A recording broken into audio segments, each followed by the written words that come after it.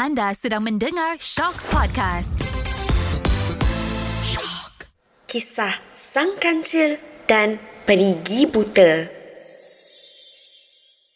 Di sebuah hutan belantara, tinggallah seekor kancil, harimau, gajah dan tikus. Pada suatu hari, sang kancil yang cerdik sedang bersia-sia di dalam hutan belantara. Sedang ia asyik bersia-sia, tiba-tiba muncullah seekor harimau yang telah lama memerhatikan gelagat sang kancil itu.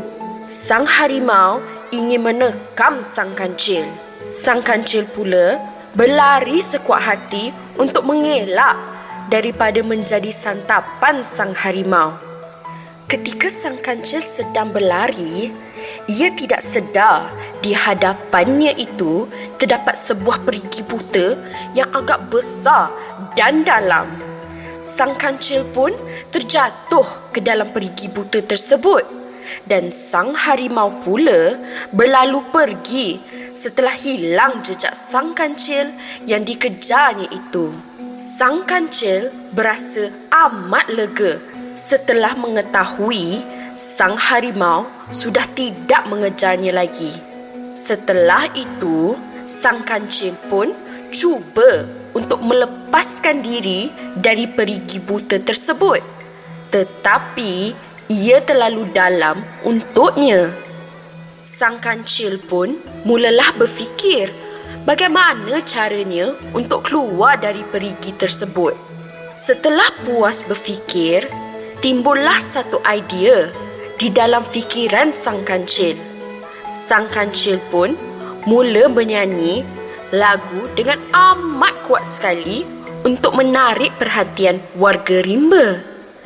Sang harimau, sang gajah dan sang tikus mendengar nyanyian sang kancil itu dan segera datang ke perigi buta tersebut. Mereka pun mula bertanya kepada sang kancil, mengapa dia menyanyi dengan begitu gembira sekali? Sang kancil pun menjawab bahawa dia telah terdengar sang kekala telah bertiup menandakan langit akan runtuh, dan sang kancil pun memberitahu mereka bahawa dia telah menemui tempat perlindungan yang amat selamat, iaitu perigi buta tersebut. Sang kancil memberitahu mereka sekiranya mereka ingin selamat, mereka boleh berkongsi perigi buta tersebut dengannya. Sang gajah yang ketakutan dengan segeranya terjun ke dalam perigi buta itu. Pada awalnya, sang harimau tidak yakin dengan sang kancil. Setelah lama memikirkan, dia akan kekenyangan sekiranya dia dapat memakan sang gajah yang besar di dalam perigi buta itu. Sang harimau pun turut terjun masuk ke dalam perigi buta tersebut. Setelah semua telah masuk ke dalam perigi tersebut, harimau ingin menekam sang kancil dan sang gajah. Namun, sang kancil meminta sang harimau untuk menunggu ia menjamah makanan dahulu. Sang kancil kemudian meminta pertolongan sang gajah untuk mengangkatnya keluar dari perigi buta untuk mengambil makanannya yang berada di luar. Ketika sang gajah mengangkat sang kancil, tiba-tiba muncullah sang tikus. Sang gajah melompat ketakutan. Sang tikus yang turut sama ketakutan dengan gelagat sang gajah berlari mengelilingi sang gajah. Sang gajah cuba memberanikan diri dengan mengangkat dan mencampakkan sang tikus keluar dari perigi buta tersebut. Melihat situasi tersebut, sang kancil pun mendapat satu idea yang baru. Sang kancil cuba melagakan sang gajah dan sang harimau. Dengan pantasnya, sang kancil menendang sang gajah dan sang harimau. Mereka pun berkelahi kerana tidak mengetahui siapa sebenarnya yang menendang mereka.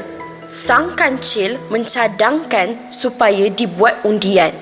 siapa yang didapati bersalah akan dihumban keluar dari perigi buta itu agar ditimpa langit runtuh.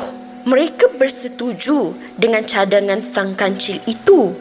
Apabila didapati sang kancil kalah dalam undian itu, lalu sang gajah menghumban sang kancil keluar dari perigi buta tersebut.